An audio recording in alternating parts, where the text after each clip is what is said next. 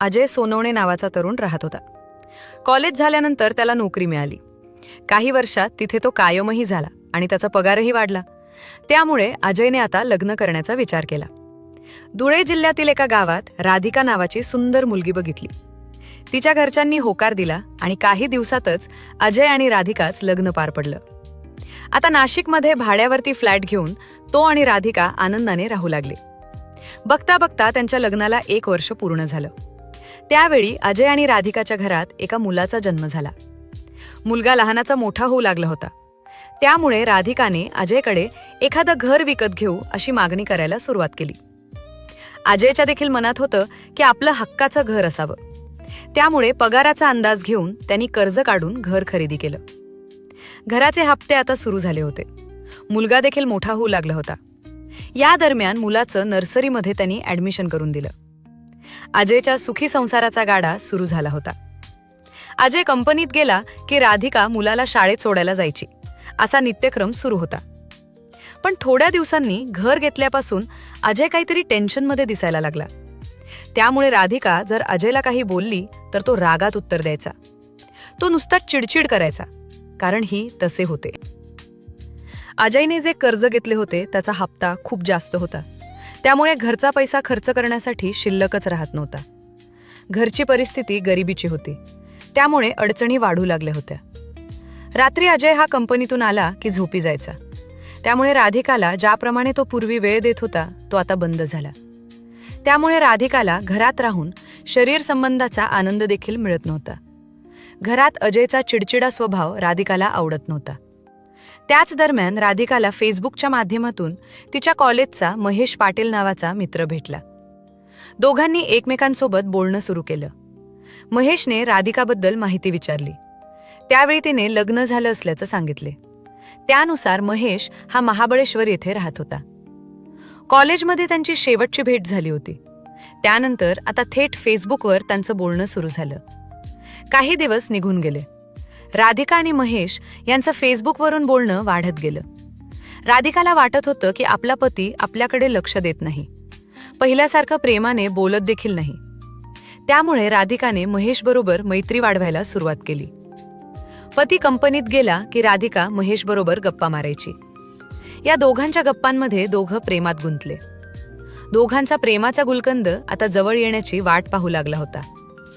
राधिकासाठी अजयने घर खरेदी केलं. त्याचे हप्ते भरताना त्याची दमछाक झाली. मात्र ही राधिका अनैतिक संबंधात अडकत होती. महेशने राधिकाला विचारलं, आपण किती दिवस असंच बोलत राहणार? तुझी भेट होईल का? तेव्हा राधिकाने होकार दिला. राधिकाने पती कंपनीत गेला. मी मुलाला शाळेत सोडायला जाते, त्यावेळी आपण बाहेर भेटू असं सांगितलं. त्यानुसार महेश एक दिवस नाशिकमध्ये आला. महेशने राधिकाला मोबाईलवर लोकेशन पाठवलं. राधिकाने मुलाला शाळेत सोडलं आणि रिक्षा करून महेश जिथे थांबला होता त्या हॉटेलवर ती पोहोचली. त्या ठिकाणी दोघांनी चहा घेतला. महेशला पाहून राधिकाला आनंद झाला.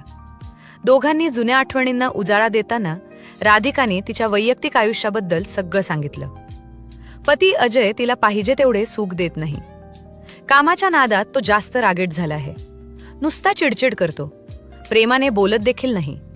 त्यामुळे उगच लग्न केलं असं वाटत आहे असं तिने सांगितलं. गेल्या अनेक महिन्यांपासून आम्ही सोबत झोपलो देखील नाही असं राधिकाने सांगून टाकलं. महेशच्या सर्व गोष्टी लक्षात आल्या होत्या. त्यानुसार त्याने राधिकाला, मी 1 दिवस इथेच थांबतो, आपण उद्या लॉजवर भेटू असं सांगितलं. दोघांची भेट जवळपास 4 तास चालली. त्यानंतर महेशने एका लॉजच नाव सांगितलं. उद्या शाळेत आल्यानंतर भेटायला येईल असं तो बोलला. तो दिवस निघून गेला. दुसऱ्या दिवशी राधिका मुलाला घेऊन शाळेत गेली आणि महेशने सांगितलेल्या लॉजवर पोहोचली. त्या ठिकाणी महेशने एक रूम आधीच बुक केली होती. तिथे राधिका आणि महेश यांचे 4 तास शरीर संबंध झाले. महेशच लग्न झालं नव्हतं. लग्नाआधी त्याला मैत्रीण असलेल्या राधिकाने सुख प्राप्त करून दिलं होतं. तर राधिकालाही अनेक महिन्यांपासून सुख मिळालं नव्हतं. ते सुख आता महेशकडून ती घेत होती. जो काही प्रकार झाला तो राधिकाने घडवून आणला होता. काही दिवसांचा कालावधी निघून गेला. महेश जेव्हा राधिकाला बोलून घेईल तेव्हा नाशिकमध्ये यायचा. दोघंही रंगारंग कार्यक्रम करायचे. राधिकाच्या आयुष्यात महेश आला होता. त्यामुळे ती आता आनंदात होती.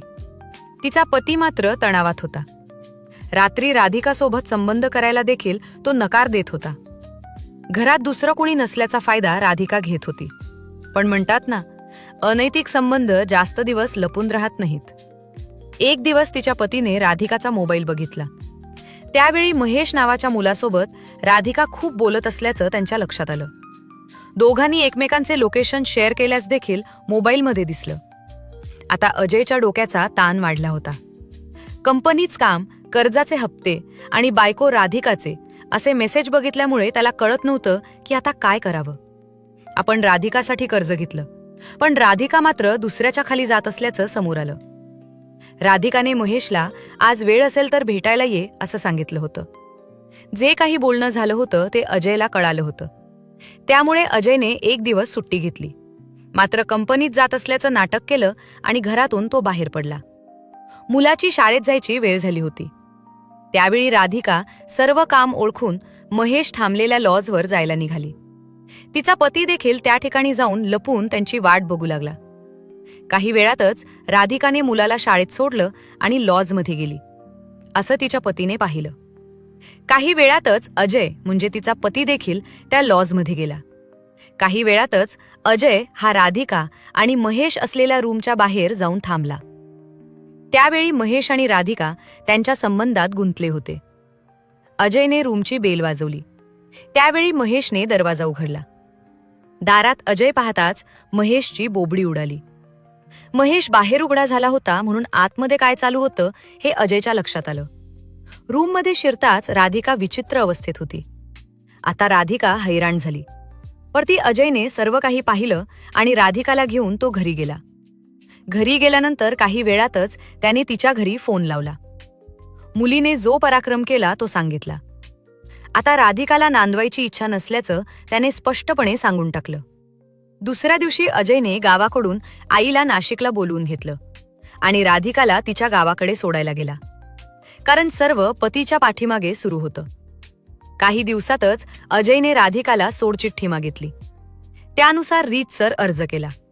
मात्र राधिका आता त्याला विनवणी करू लागली. मी यापुढे असं करणार नाही.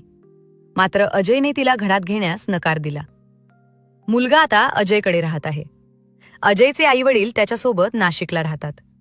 मात्र राधिकाने अद्याप ही सोडचिठ्ठी दिलेली नाही. मित्रांनो, समाजामध्ये जे काही घडत आहे त्यामुळे आपण सजग आणि सतर्कतेने राहणं ही काळाची गरज बनली आहे. राधिकाने जे काही केलं त्याबद्दल आपल्याला काय वाटतं? आम्हाला कमेंट्स